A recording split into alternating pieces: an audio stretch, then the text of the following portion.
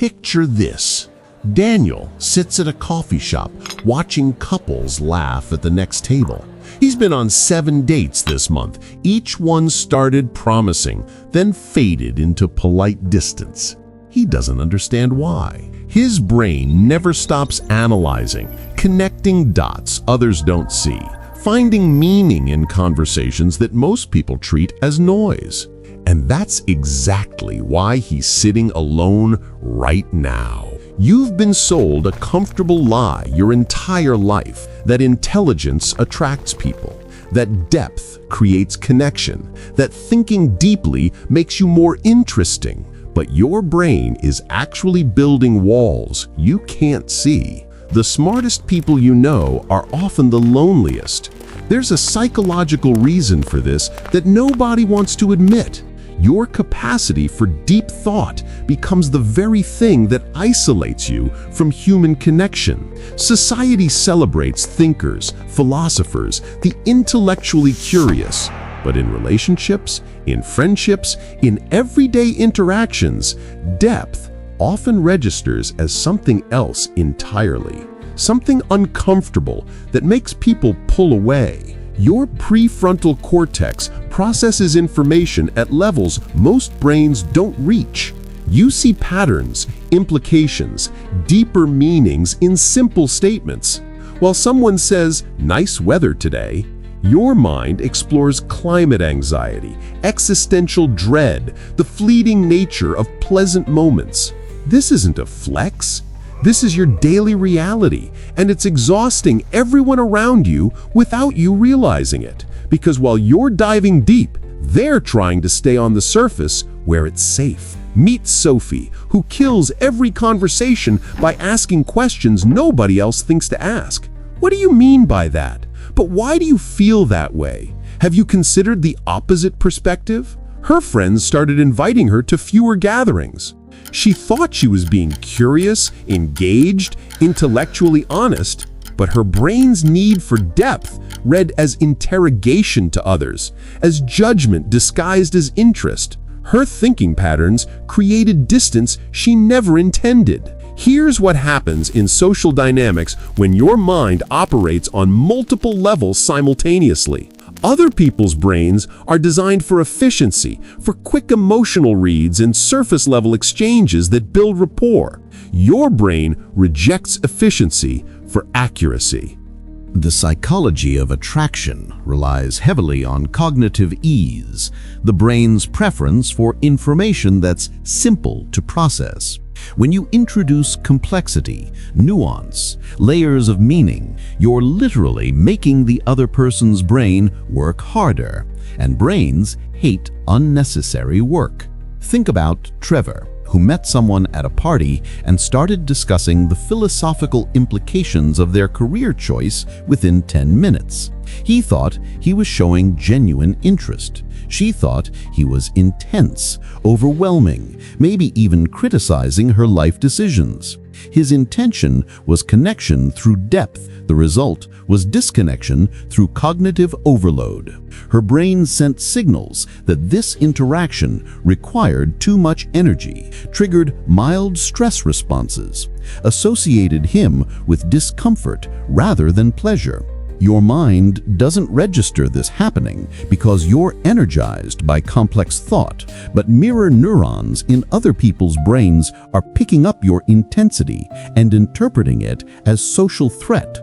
Not danger exactly, but something that disrupts their emotional equilibrium. The loneliest moment comes when you realize you're translating yourself down constantly, simplifying your thoughts, hiding your actual reactions, performing a lighter version of who you are just to maintain basic human connection. And even then, people sense something's off. You've learned to ask yourself before speaking, is this too much? Will this make them uncomfortable? Should I just nod and smile instead? Your natural communication style requires constant editing, constant suppression, constant performance. Jessica stopped sharing her actual thoughts in her relationship 3 years ago. Now, she offers the simplified, socially acceptable version of her inner world. Her partner thinks they're close, but Jessica knows she's completely alone inside the relationship she's supposed to feel most connected in. Her brain built a translation system, raw thought to acceptable output. The gap between the two creates a specific kind of loneliness that people who think simply never experience. You can be surrounded by people and completely isolated simultaneously. Here's the brutal psychology. Depth threatens shallow comfort. Most human relationships exist in a carefully maintained zone of pleasant superficiality. Weather, weekend plans, sports, entertainment, work complaints that go nowhere. This zone feels safe to most brains. When you pull conversations deeper, toward meaning, toward truth, toward the uncomfortable questions, you're essentially asking people to leave their comfort zone. And human psychology resists discomfort reflexively, automatically, without conscious thought. Your brain interprets this resistance as rejection of you, but it's actually rejection of the cognitive and emotional work your depth requires. People aren't avoiding you personally, they're avoiding the mental effort of engaging at your level. Brandon learned this at 35 after years of confusion. The woman he dated said, "You make me think too much." He took it as a compliment initially. She meant it as the reason she was ending things. Thinking for her wasn't recreational, it was labor. His mind couldn't comprehend how thinking could be undesirable, but her brain associated deep conversation with him with the same fatigue response as working overtime. The relationship became work instead of rest, so she left for someone whose presence felt easier. The psychology of attraction includes something called cognitive fluency, the ease with which your brain processes information, faces that are symmetrical, ideas that confirm existing beliefs, conversations that flow without effort. Your depth disrupts fluency. You introduce friction, complexity, the need to actually consider new perspectives. This registers neurologically as mild stress.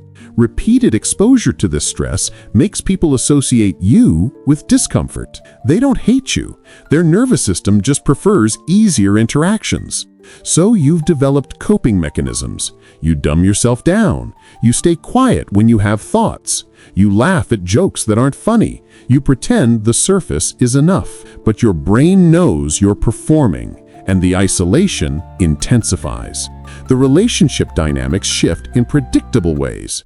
You become the listener, the therapist, the person others dump their problems on because you actually think about solutions. But when you need someone to engage with your complexity, silence, confused looks, subject changes. Maya noticed this pattern across every friendship she built. People loved having her attention, her insight, her ability to see their situations clearly. But the moment she needed someone to sit with her in her own mental complexity, everyone was suddenly busy, suddenly tired, suddenly unable to help. The exchange became one-directional. She provided depth, received surface-level support in return. Her brain kept score unconsciously, registered the imbalance, generated resentment she tried to suppress. Eventually, she stopped reaching out entirely. Loneliness felt cleaner than one-sided connection. Your mind might be rebelling right now, insisting depth should be valued, that the right people will appreciate it, that you just haven't found your intellectual equals yet. But that narrative keeps you stuck in the same pattern. Because the truth is darker and simpler. Most human connection is built on shared emotional states, not shared intellectual depth. Laughter, excitement, comfort, validation, these create bonds. Analysis, questioning, complexity, these create distance. Think about who gets invited everywhere, who everyone wants around, who builds effortless social circles. Rarely the deepest thinkers. Usually the people who make others feel good without making them work for it. The psychology is transactional. People gravitate toward whoever provides the best emotional return on investment. Your depth is an expensive investment. High cost, uncertain return. Most people's brains unconsciously calculate that the easier connection offers better value, so they choose the path of least resistance, and you end up alone, wondering what's wrong with you. Nothing is wrong with you, but something is incompatible between how your brain works and how most social psychology operates. You're trying to connect through meaning in a world that connects through feeling. Different languages, neither wrong, but translation breaks down constantly. The habits your mind has built make this worse. You've trained yourself to see beneath surfaces, to question accepted narratives, to find the complexity in simple things. These thinking patterns are now automatic, involuntary. You can't turn them off, even when you want to. Your brain's default mode network, the part active during rest, runs philosophical and analytical loops, while other people's runs social simulations and memory replays. Even your mental downtime is different.